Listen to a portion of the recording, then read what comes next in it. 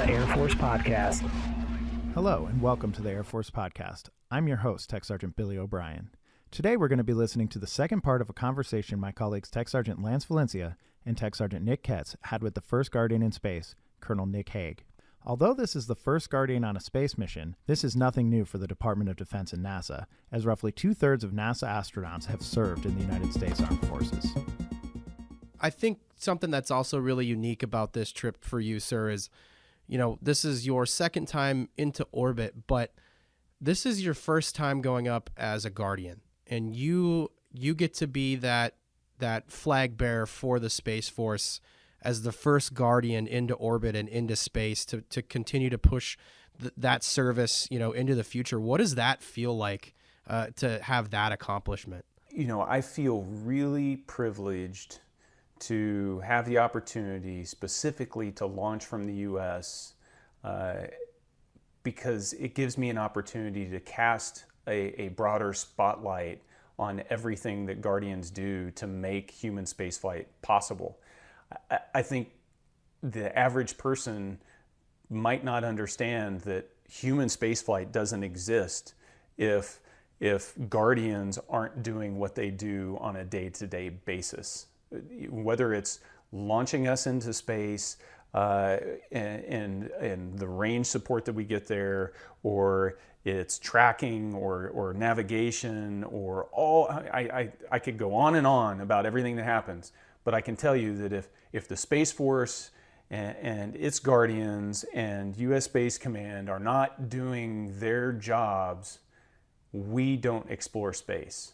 All the good that comes from human space exploration doesn't happen. And so my sole goal in this mission, if I could accomplish one thing, is to let every Guardian feel that connection to the magic that is human spaceflight. And can you connect some of those dots for us of the Guardian to that actual space flight? Yeah. Let me think of one that seems fairly routine these days. The space station is roughly 250 miles above the Earth, low Earth orbit, and it's zipping around, and there's a lot of stuff up there these days. Every Starlink launch, there's more and more stuff up there. I mean, there's a lot of satellites, and then there's even more debris. And NASA doesn't track the debris, right? It's Guardians stationed around the globe that are generating that picture of the space domain and letting us know, hey, there's a potential conjunction here. And then they let us know, and they provide us that data, and then we make a judgment call. Is it coming close enough? Do we need to move out of the way? And if we need to, we move the station. And that's a fairly routine thing that we do. We reboost not just to maintain the orbit of the station, we reboost to get out of the way of debris. That, whether they realize it or not, they're saving our lives on a fairly routine basis. And so, you've probably all seen the maps of the 50 to 60,000 things orbiting the Earth, and it looks like this cloud around the Earth. Well, there's a few of those dots that have people living on them. And one of them has been continually inhabited for over almost 2.5 decades now. And that's only possible because of that protection that we've been afforded throughout history by Guardians. That's awesome, sir. That's a great way to describe that. That really could be like a specialist in the Space Force, telling you that, hey, there might be a piece of debris and to move out of the way. Something else we're a little bit curious about is, the partnership with NASA. That seems like such an interesting partnership where we're taking, NASA and then combining them with, a military service. What has that partnership been like, for your career in astronautics? Yeah, it's been fun to be part of both of those organizations and to live in that overlap. I can tell you that the missions are distinctly different.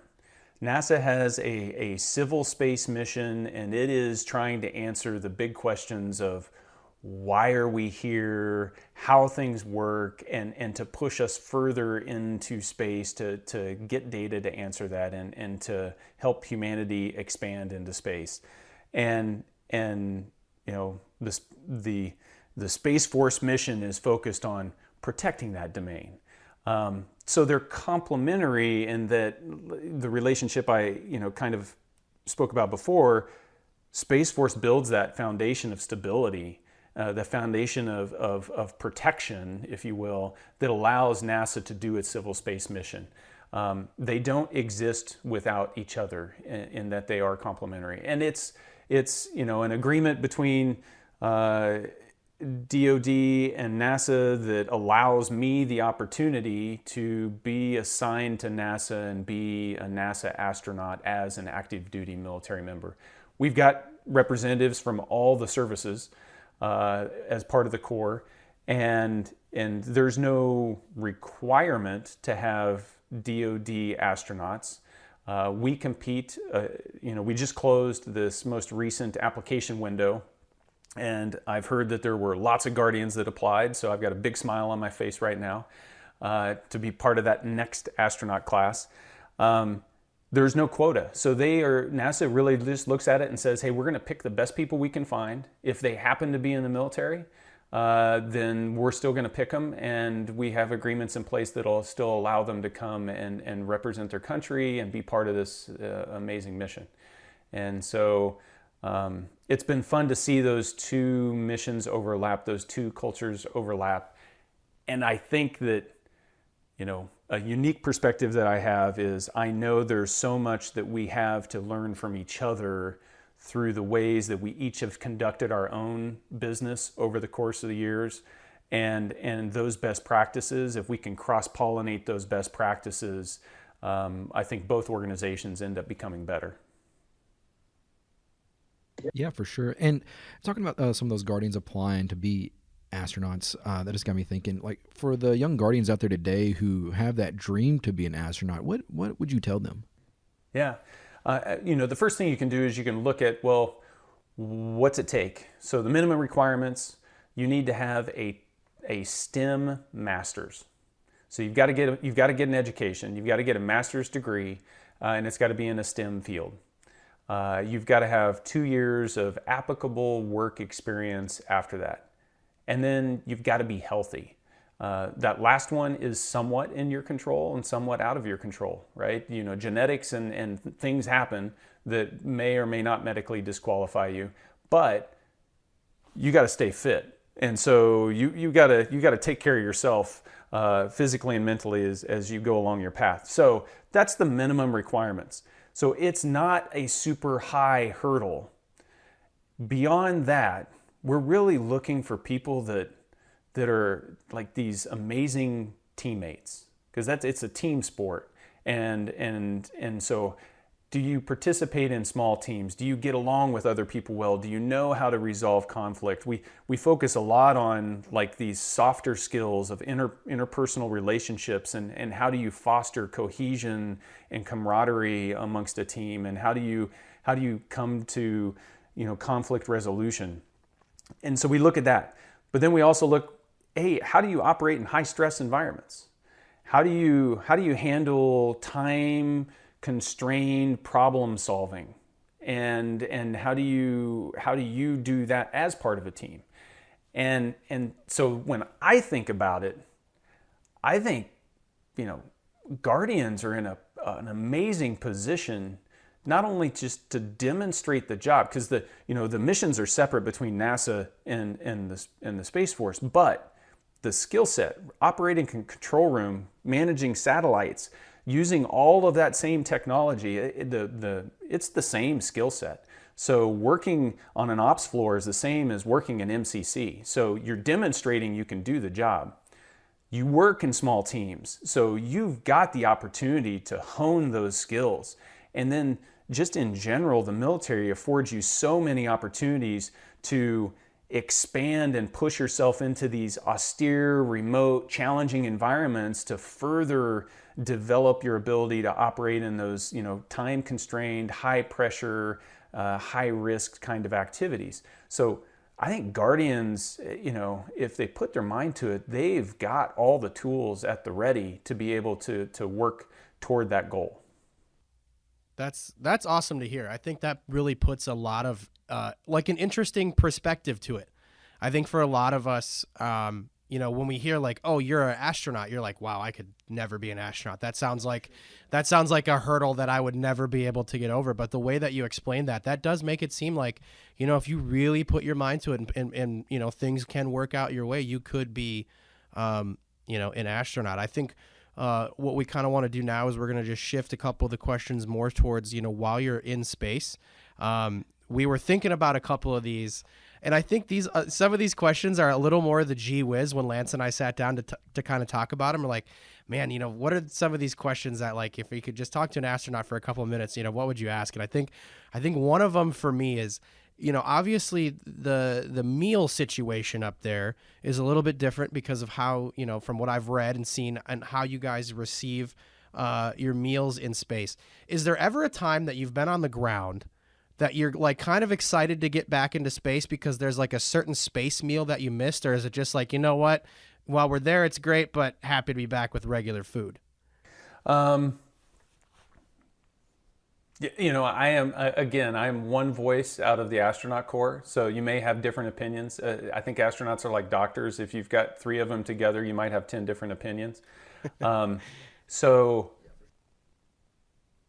I've deployed, I've had to eat MREs, and when I get home, I don't necessarily get a hankering for MREs.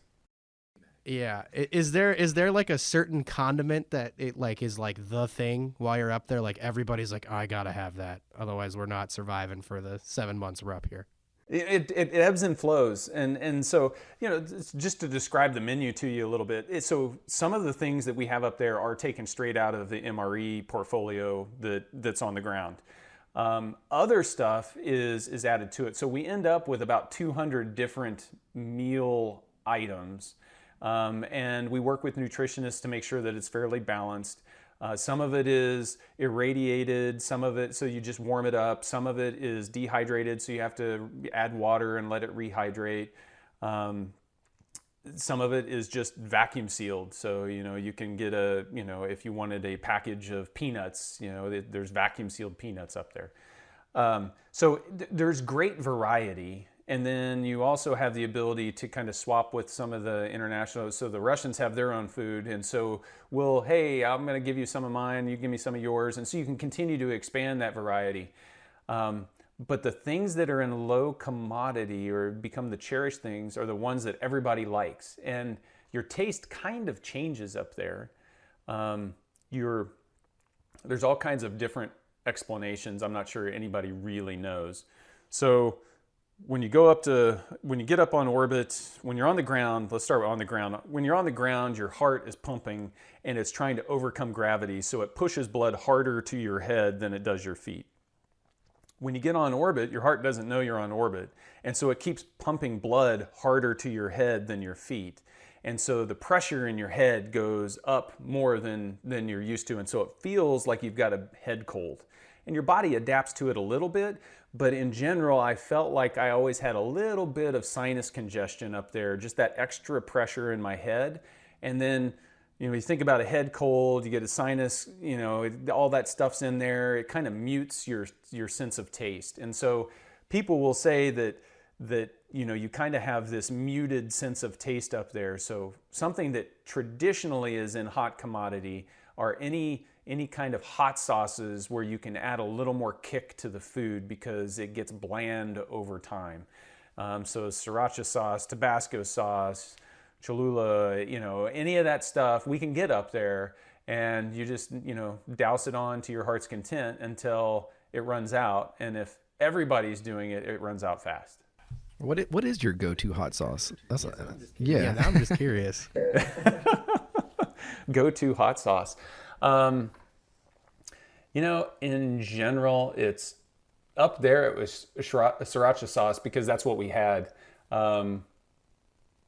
Down here, a little bit of Tabasco, but typically I'm not putting a whole lot of hot sauce on because I'm just adding I'm just adding like grilled peppers to things, give me a habanero, or, let's grill out some poblanos and, chop that stuff up and put it in. You just can't do that up there. So we resort to instant heat. Instant heat. While you're up there too, I don't know if it's changed. I think the last like big documentary I had seen was from a while ago from one of the Canadian astronauts on communicating with home. Do you get to call home a lot? Like, is there, can you FaceTime? Is it just email, phone calls? Is it a radio that you have to use? Like how do you keep in touch with the family back here on Earth while you're up there?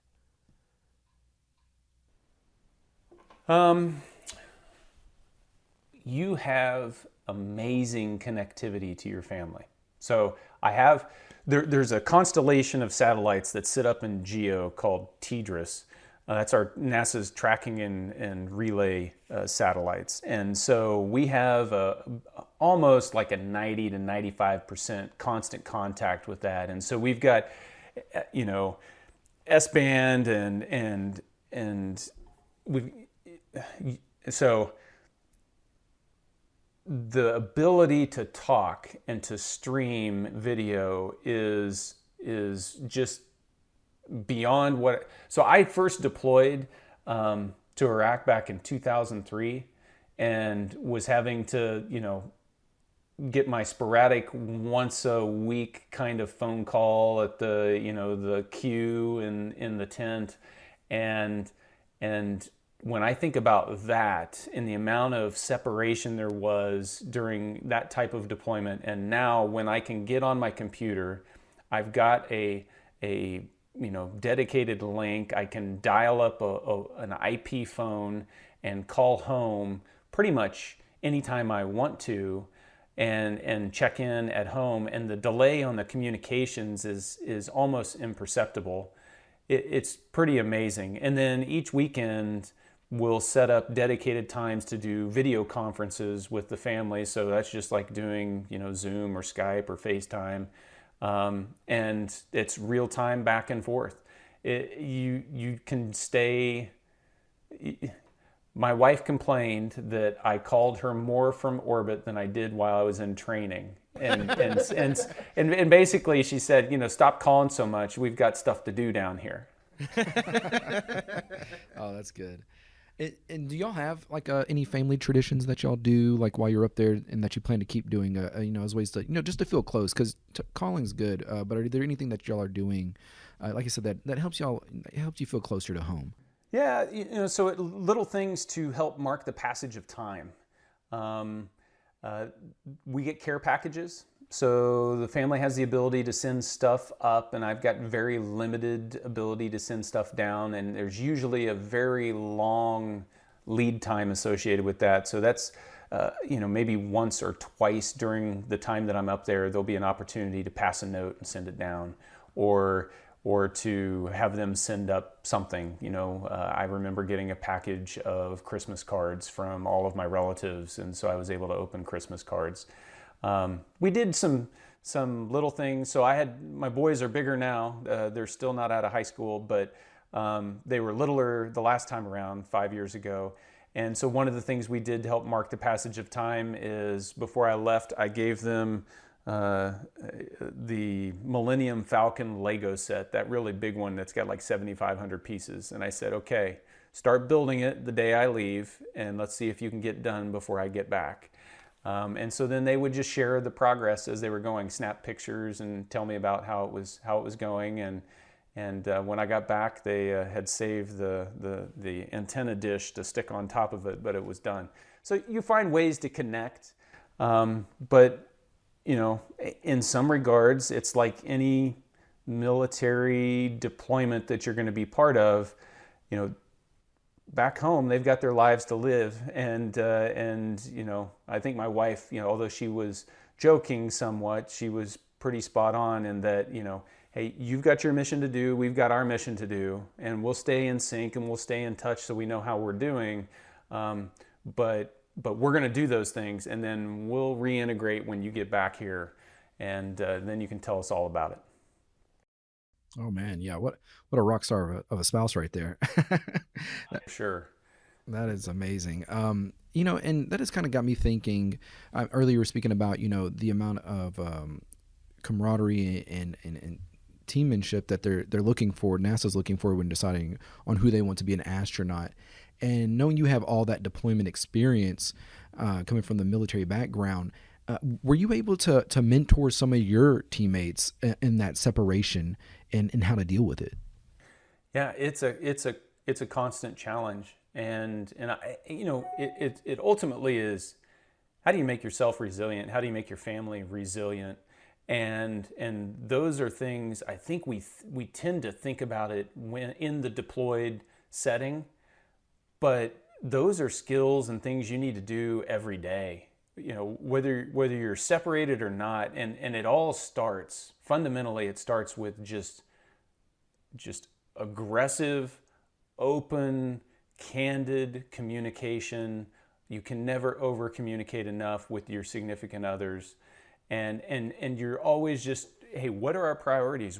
How am I feeling? And you're sharing that, and you're working together, and that's just reinforcing that supportive environment, and that's the bedrock that everything gets built off of. And so as long as you're just talking to each other, then you can figure out how to get through. Not only figure out how to get through things, but do it well and know that as you're going through them, you've got somebody on your wing, right? Mm-hmm. Yeah, definitely. And I got one more question before I'll pass it over to Nick to wrap this thing up. And this is just coming from the most enlisted of mindsets right now. What's that per diem like up there? Well, okay. So if you go through per diem rules, government transportation is provided. and all government meals are provided. So believe it or not, I do file a travel voucher to low Earth orbit. Oh, wow. And the only thing that comes out of that travel voucher is the incidental meals and expenses daily rate. I think it's $5 a day or something like that. So that is my bonus pay for going to space. I get an extra $5 a day. Oh, wow, that's great. All right, yeah, Nick, I'll pass it on to you now. Well, sir, we definitely appreciate the time. It's always great to get a chance to sit down and chat, especially with somebody that has meant a lot, not only to the Space Force, but also to the Air Force as well. You've meant a lot to the Department of the Air Force, both services. We want to wish you the absolute best of luck on your travels. We'll definitely be here watching. We're really excited for you. And we're just going to give you a chance before we sign off. Is there anything else that, you wanted to add, or something that maybe we should have asked you? No, it's been great to chat with you guys. I'm just going to foot stomp. I want everybody to feel connected. There may be only 4 people in a capsule launching into space, but there are massive teams on the ground that make that possible. The easy team to think about is the one in the Mission Control Center or the Launch Control Center that's actively working the rocket and the capsule or managing the space station. There's the training teams that are associated with that. And then if you open that aperture even further, and that's really what I hope everybody understands, is when you expand that circle, Guardians should find themselves inside that circle. They're connected to every one of these launches where we're sending people into space, and we're discovering things that are going to benefit all of humanity. And they should feel pride in that, and never feel like that something like that is out of reach. Colonel Hague docked at the International Space Station September 29th. For the 5-month mission, he will be participating in a variety of research projects for NASA's Human Research Mission. Each study is designed to help address the health challenges that astronauts may face during future long-duration missions to the Moon, Mars, and beyond. The Air Force Podcast.